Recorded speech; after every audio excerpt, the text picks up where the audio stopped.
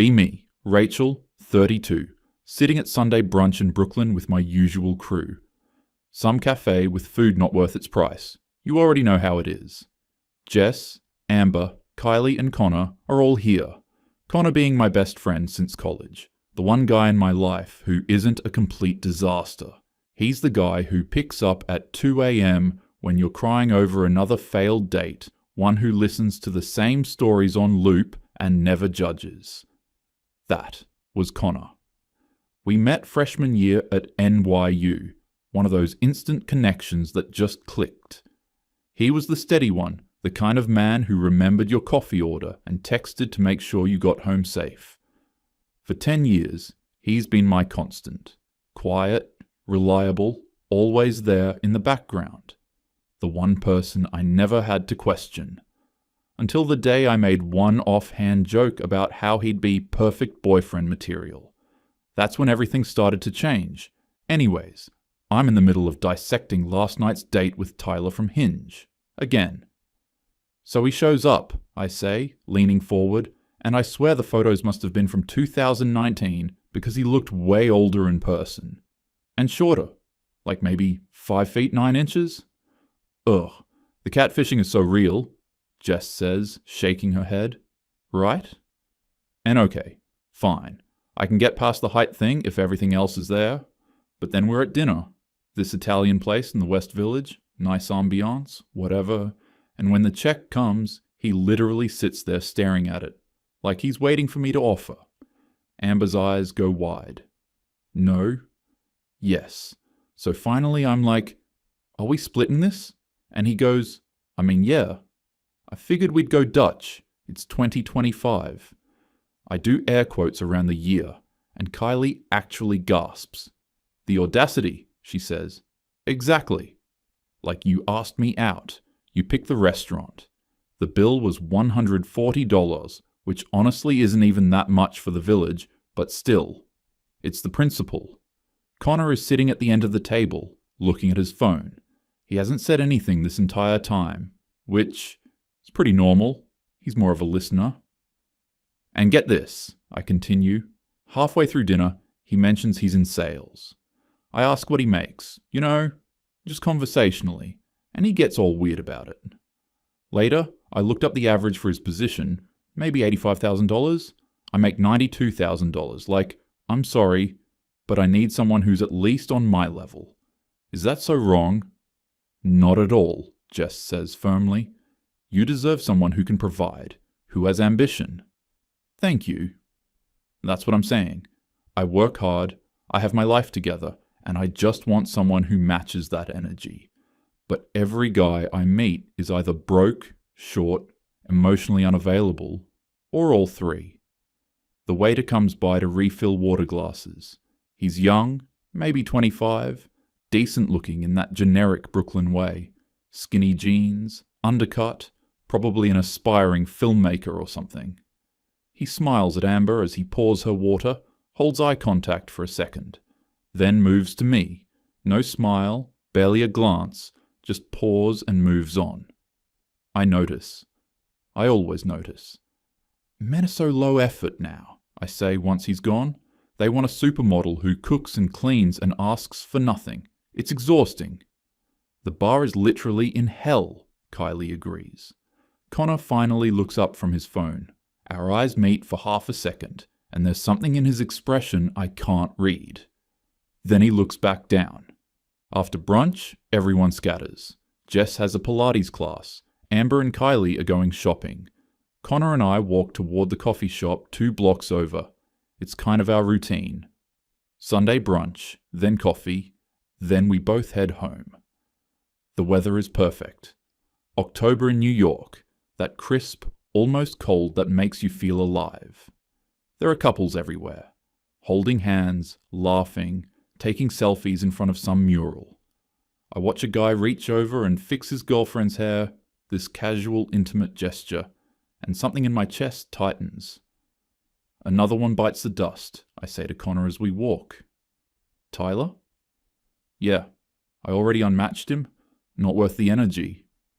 Connor nods, but doesn't say anything. You know what the problem is? I continue. Guys my age are so threatened by successful women. They want someone they can control, someone who needs them. But I don't need anyone. I have my career, my apartment, my life. I just want a partner, you know? An equal. But apparently that's too much to ask. We stop at a crosswalk. A mom pushing a stroller crosses in front of us, her toddler clutching a small stuffed elephant. The kid is babbling about something, and the mom is smiling, fully present.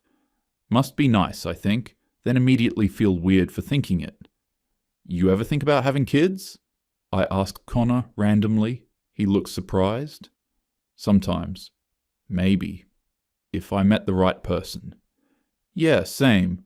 But the clock is ticking, you know? And the dating pool just gets worse every year. We start walking again. I'm on a roll now.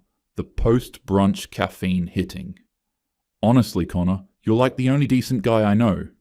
You have your life together. You're not a man-child. You actually listen when people talk. If you weren't basically my brother, you'd be perfect boyfriend material. I say it lightly, like a compliment, because it is one. Connor is great. Stable job, emotionally intelligent, not obsessed with sports or gaming. He's the benchmark I measure other guys against. But when I look over at him, he stopped walking. We're in front of a flower shop. The window display is full of roses and lilies, price tags with numbers that would make my rent nervous. There's a couple inside, the guy holding up 2 different bouquets while his girlfriend laughs and points at one. Connor is staring at me with this expression I've never seen before. It's not quite anger, not quite sadness, something in between. What? I ask, smiling, confused. Rachel, I need to tell you something, he says slowly, and I don't know how you're going to take it. My smile falters a little. Okay. He takes a breath, looks away, then back at me. I wouldn't date you, even if we weren't friends. I just wouldn't. For a second, I think he's joking. Some weird bit he's doing. So I laugh. An actual laugh. Wait, what? I'm serious. The laugh dies in my throat. People are walking past us. A guy on a skateboard, 2 women with yoga mats, normal Sunday Brooklyn traffic, but suddenly, everything feels muted. Connor, what the heck? He doesn't respond immediately, and that's when I know he really means it. My stomach does this weird flip. Are you being serious right now? Yeah. I don't know what to do with my face. My hands.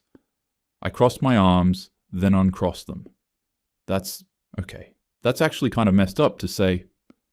I know. So what? This is you finally being honest after 10 years? You've been sitting on this opinion of me and just never mentioned it? Rachel. No. I want to understand. Is this because I'm not some 22-year-old Instagram model? Because that's really freaking shallow, Connor. I thought you were better than that. He closes his eyes for a second, like he's gathering patience. It's not about your looks. Then what? A pause. The couple from the flower shop walks out, the guy carrying a bouquet of sunflowers. They're smiling, oblivious. I want to scream. Can we sit down? Connor asks, gesturing to a small park across the street. No. Just say it. What's so fundamentally wrong with me that you, my best friend, someone who knows me better than almost anyone, wouldn't even consider dating me? We're standing in the middle of the sidewalk. Someone has to walk around us, shooting us an annoyed look. Connor gently guides me by the elbow to the side, near the flower shop window. You really want to do this here? Yes. Tell me. He looks at me for a long moment, and then he does. You're exhausting, Rachel. You're judgmental. You have impossible standards for everyone else, but you don't hold yourself to any. You treat people like garbage if they don't meet some checklist in your head, but you lose it when guys do the same thing to you. The words hit like cold water. My mouth opens, but nothing comes out. That's not the waiter today, Connor interrupts. At brunch. You didn't say thank you once, not once. You snapped your fingers at him to get his attention. I watched you do it. I did not snap. You did, and you do it all the time. to bartenders, Uber drivers, anyone you think is below you. My face is burning. That's not fair. You're taking one thing and, Tyler, the guy from last night, you filtered him out because he's 5 feet 9 inches. That's 85% of men, Rachel. You've eliminated almost every guy in New York because of something they can't control. But if a guy said, no fat chicks, you'd call him a pig. You literally post about that stuff. I feel like I'm underwater. That's different. How? Because height is just a preference. Everyone's allowed preferences. Right, so when you have preferences, it's valid. When men have them, it's misogyny. I want to argue, but the words tangle. My brain is moving too fast and too slow at the same time. You don't understand what it's like, I say, hearing my voice crack a little. Dating as a woman is exhausting. We have to protect ourselves. We have to have standards, or we get walked all over. Rachel. Connor's voice is gentler now, but somehow that makes it worse. 6 months ago, Tom asked you out. Tom? The guy from our extended friend group. Works in software sales, maybe 5'7". Kinda quiet, but sweet. I'd forgotten about that. Tom and I are friends, I say automatically. He asked you to dinner. You laughed about it to me later. You said, Tom, he's sweet, but no. Oh God, I did say that. What was wrong with him? Connor asks. I open my mouth, close it. There was just no spark. No spark. Or he wasn't tall enough to make your friends jealous. That's not... You're putting words in my mouth. Am I? Because you've said stuff like that before. Remember Jake? The teacher you went out with twice last year? You told me he was nice, but not impressive enough. What does that mean? Impressive to who? My hands are shaking now. I shove them in my jacket pockets. I can't believe you've just been cataloguing all my flaws this whole time, I say quietly. I haven't been cataloguing anything. I've been your friend. I've listened to you complain about men for 10 years, and I've never said anything because I didn't want to be that guy. The bitter friend. But Rachel, you texted me at midnight last week, crying about how that banker ghosted you. I remember. Jonathan. 3 dates seemed promising, then nothing. You said, I give so much and get nothing back, Connor continues. But what do you give? You showed up 30 minutes late to that 3rd date. You spent half of it on your phone. And you told me afterward you weren't even attracted to him, but you wanted to see if he'd step up. What does that mean? Step up how? What were you offering him? Silence. A bus drives past, brakes squealing. You're saying I deserve to be ghosted, I say flatly. I'm saying you choose trash, then complain about the smell. That one lands hard. I actually step back like he's pushed me. Screw you, Connor. Rachel, no. You know what? You've been single for 2 years. 2 years. So maybe you're not exactly qualified to give relationship advice. Something flickers across his face. I was dating someone until April. Wait. What? You. What? I was seeing someone. For about 7 months. It didn't work out. We wanted different things. I stare at him. You never told me. You never asked. The words hang there, and I realize horribly that he's right. I can't remember the last time I asked Connor about his life, his dating life, his work, anything. Our conversations are always about me. My problems, my dates, my complaints. That's not fair, I whisper. Isn't it? I don't have a response. My chest feels tight. This is exactly the kind of sexist nonsense I'd expect from... Don't, Connor says sharply. Don't do that. You don't get to call me sexist for telling you the truth. I've listened to you talk about short guys, bald guys, guys who don't make 6 figures, guys who are too nice, guys who don't text back fast enough, guys whose cars aren't nice enough. But God forbid someone has a standard about behavior. I don't... Your 30th birthday, he says suddenly. Number? Don't. I planned that whole day, made a reservation at that brunch place you'd been wanting to try, got tickets for the Brooklyn Botanic Garden, picked up your favorite cake from that bakery in Park Slope. You cancelled 3 hours before because Derek wanted to hang out. Derek. God, I barely remember him.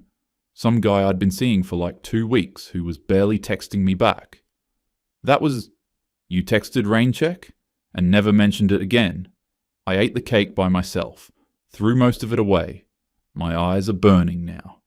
Connor, I'm sorry. You didn't think about it. Because you don't think about anyone but yourself. The words are quiet, but they detonate. I'm full on crying now, which I hate. Crying in public, in front of a flower shop in Brooklyn, while Connor stands there looking tired and sad and done.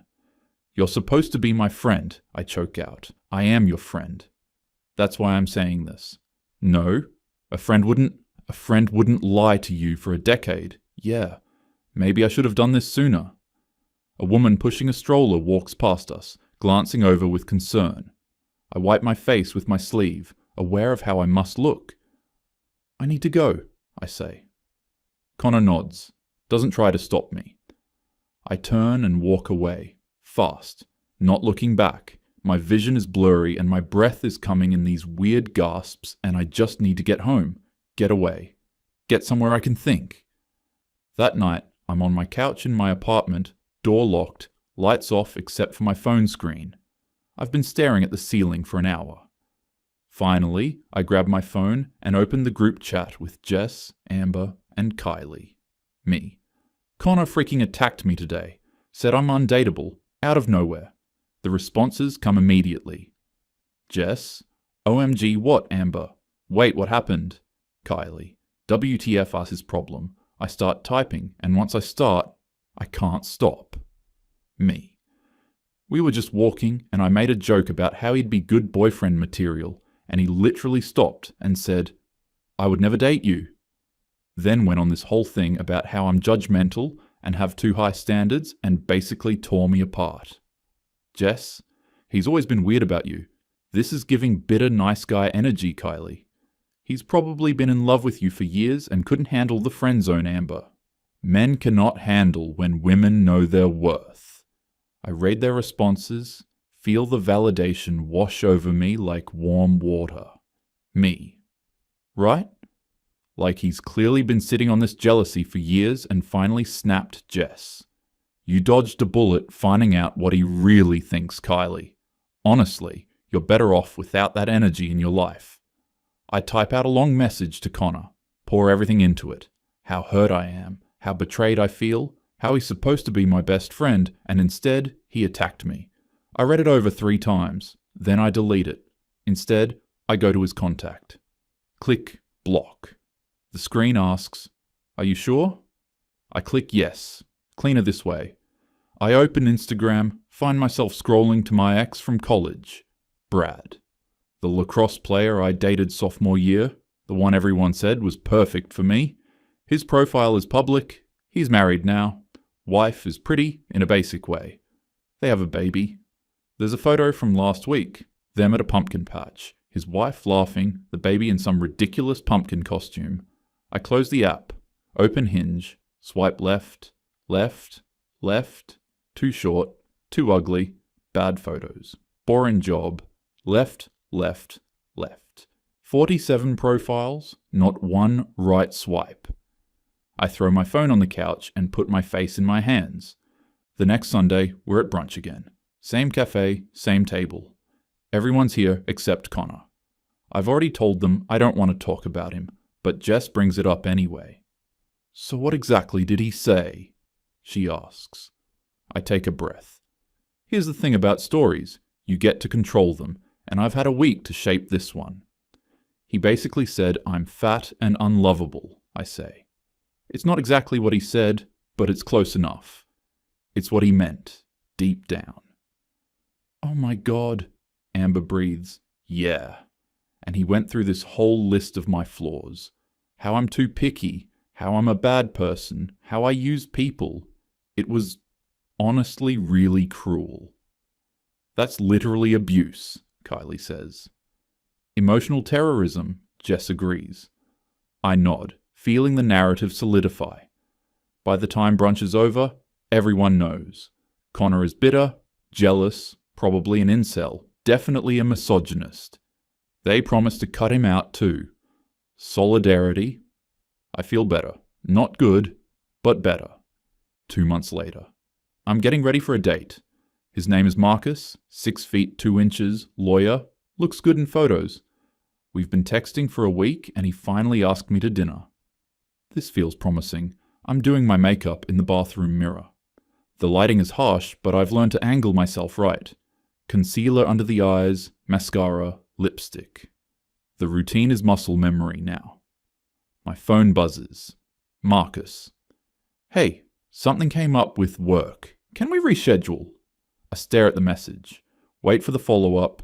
The, how about Tuesday? Or, rain check this weekend. It doesn't come. I text back. No problem. Let me know when you're free. Right at 6:47 p.m. No response. I set the phone down. Look at myself in the mirror. Try to remember the last time a date actually led to a second date, or a third, or anything. Can't. I open my phone settings, scroll to my blocked contacts. Connor's name is there, 4th from the top. My thumb hovers over unblock. I don't press it. Instead, I go back to the group chat, me. Men are so freaking low effort, Jess. Period. You're too good for them, Amber. They literally don't deserve you. I nod at the screen. Read the messages again. Believe them. Have to. Later that night, I'm lying in bed, scrolling Instagram before sleep. It's become a bad habit. This compulsive checking, comparing, measuring my life against everyone else's highlight reel. I come across a photo on my feed. It's from Sarah, a mutual friend from college. She's posted a group shot from some dinner party. And there, in the background, slightly out of focus but definitely there, Connor. He's with a woman. She's pretty, dark hair, genuine smile. Not model gorgeous, not Instagram perfect, just pretty. She's shorter than me, curvier, wearing a simple dress. In the photo, Connor's arm is around her waist, and they're both laughing at something off camera. He looks happy, really happy.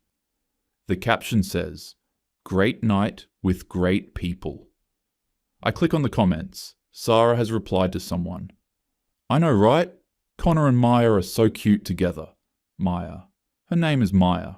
I close the app, stare at my ceiling in the dark, tell myself I'm happy for him. I'm not. I think about that day, the flower shop, the things he said, his face when he said, "What do you give?" I still don't have an answer. I never unblock him. Don't reach out, don't apologize. Because apologizing would mean admitting he was right, and I'm not ready to do that. Maybe I never will be. 6 months after that, I see another photo. Connor and Maya are at a farmer's market. She's holding a basket of peaches. He's got his hand on her lower back. They're both grinning like idiots. The comments are full of heart emojis and couple goals, and so happy for you guys. I zoom in on Maya's face. Try to see what he sees. Try to understand what she has that I don't. Then I close the app and open Hinge. Swipe left on a guy who's 5 feet 10 inches. Lol. Too short.